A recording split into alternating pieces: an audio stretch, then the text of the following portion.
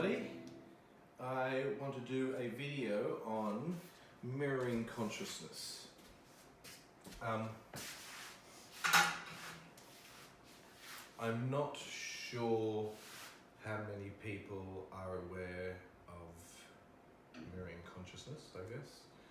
Well, consciousness just, it mirrors. Everything is a mirror. We are a fragment of the whole. So if you imagine Source as the mirror, the main mirror, and you shatter it, and all the little tiny shards and fragments, we are each one of those little fragments of the main mirror. So we are all reflecting each other and everything from above and from this dimension and this reality as well. So not many people, I haven't found much information on mirroring consciousness. People do talk about mirroring consciousness, but I haven't heard many people's experiences in their day-to-day life and sort of bringing that knowledge down on a more human, simple level. So I'm going to try and do my best to explain it. This is from my experience, from what I have learned throughout my journey after my awakening. So, yeah, Bentino Massaro is a guy on YouTube. I think he's pretty well known in the spiritual circles. He is the only one that I have heard or seen videos of on YouTube that have actually explained it, but he just touches on it. He doesn't really go into it because I just guess there aren't many conscious clear mirrors around. But I think there will be more and more now. And I think a lot of people are sort of getting into that phase. So he explains it, and he's done such a good job. It's a great concept. It really is for the human mind, for the ego mind to understand. Because ultimately there are no concepts. You know what I mean? Like Source, all that is conceptless. So it's only on this human level that we make up these concepts to understand and to give us a pathway. And we live in the world of labels and concepts, so, it's kind of paradoxical. Something, consciousness, you're trying to just put consciousness in a box and describe it with concepts when it itself is conceptless. So that's the paradoxical world that we live in. Bentino Massaro, he explains it in a way of you've got a person, a normal person with their needs and wants and desires and all that. So that would be coming from your ego mind, your lower mind, that sort of person. Then you've got a shepherding consciousness, which is sort of your transitioning. On my other videos, I talk about the understanding the trinity, the human trinity, the mind, body, spirit. I sort of touch on the mechanics, I guess, of the being. And so when he talks about shepherding, you go from your needs and wants and desires, so you go from your lower mind to starting to be more compassionate and loving and understanding. So you're shifting into more your higher mind, your transitional mind.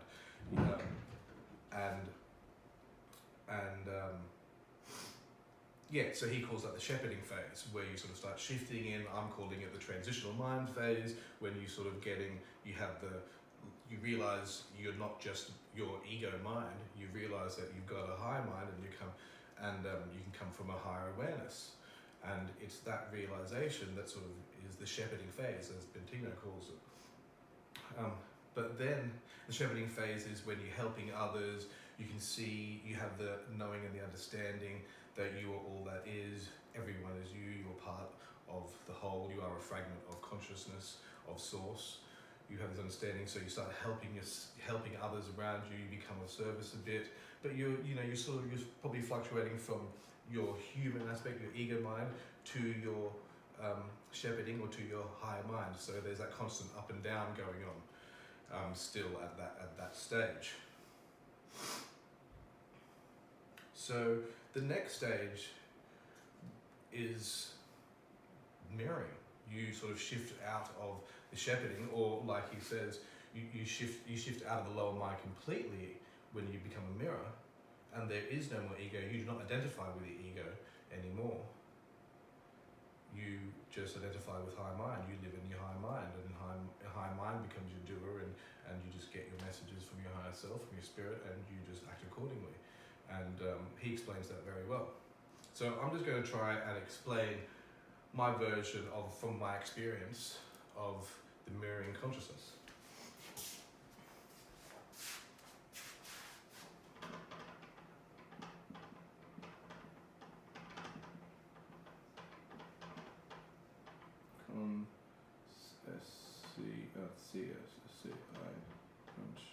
always get this wrong.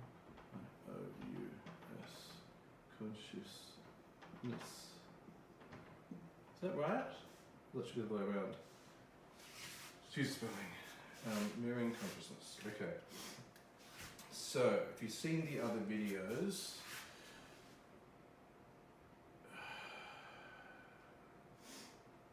you'll know what I mean by the lower mind, the higher mind, and your spirit. So body, mind, and spirit. Okay, so mirroring consciousness. Where's that one?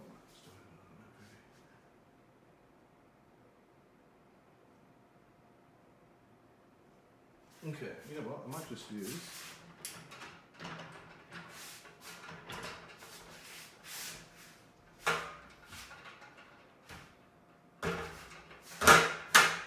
something I prepared earlier. This is actually from an older video, a different video. Okay, this is the Understanding the Trinity video.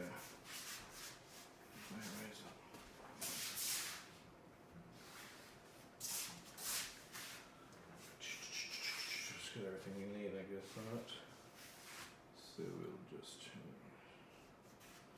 Okay, so that's your ego. That's your ego mind. So just a quick recap. This is the human being, the Trinity, the body, the mind, the spirit. The vessel, the vehicle, the light body, the rainbow body, your chakras, it's the rainbow body, or all the chakra colours, it makes the colours of the rainbow, so it's the rainbow body. The mind, the ego mind, love and fear, the high mind, that's the high mind, it's quite small until it expands. That's when you start getting into the mirroring consciousness, when you start living in here. And your spirit, God, soul, higher self, expanded state. Okay, so we went through this before. You understand that your mind, your ego mind, your physical mind, for your physical body, it's made up of thinking. It's the thinking mind, it's made up of love and fear. Okay, conditionings, your limiting beliefs, your concepts, your constructs are all part of this mind. Okay, so we get that. We're just going to rub it off.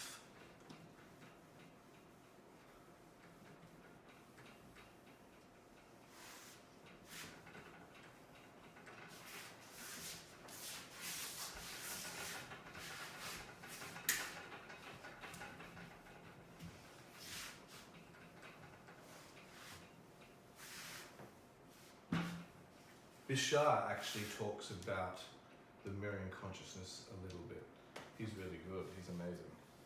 Probably the best, actually. Explains it simply. Okay, so the expanded mind. So when you shift out of your love and fear mind, you move into a more expanded mind. So let's just...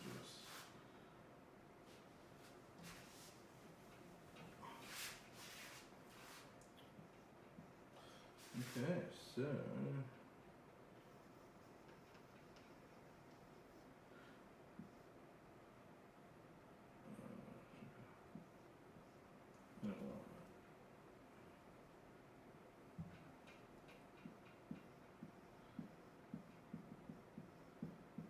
physical mind, or you can call it your ego mind, your lower mind, and so forth. Okay, I like physical mind because it goes with the physical body, it kind of makes sense. You know what I mean? I think the ego mind, it really has, I guess, negative connotations because it is off about itself anyway. But I think with people on the spiritual path, no one wants to come from their ego. Oh, we're all trying to work away from that. Yeah, we are, but then once you do, your ego is actually amazing. Well, it's I want to call it the physical mind, because it becomes a tool for your physical body. Like your chakras, like your senses, like everything really. Remember, your body is a vehicle, just like your car is, with all its functions. So, clearing this out, your ego mind, your lower mind, your physical mind, will allow you to shift into a high awareness where you can actually feel and see and sense, and everything gets heightened because the energy isn't being wasted going around and around and around your limiting beliefs, your negative thoughts and feelings and emotions. So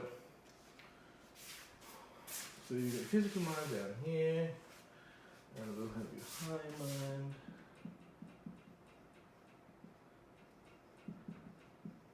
Over here. This lovely little cloud. Higher mind.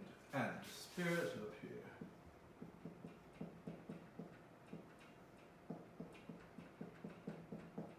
All that is consciousness, God, source, higher self, expanded state. Okay, so when you shift up to your higher mind, and you are sort of living in this state more and more and more, and this just becomes your physical mind, your ego mind, because you don't identify with it anymore. You're not hanging out in it, you're not sitting in your mind thinking constantly and worrying and going around and around and around. This becomes very, very quiet. I don't even want to call it an ego mind anymore. I'm going to call it physical mind. It just becomes quiet. Quiet and still. It might pop up every now and again, but yeah, it's very quiet. So you live it up in this area. And people in the shepherding phase, you're sort of flicking up and down. So an unconscious person, just a normal person, lives down here. A person, as Bentina says, in the shepherding phase, someone's on the journey, someone who's getting it, someone, is sort of shifting between both of these. After a while, that's really hard.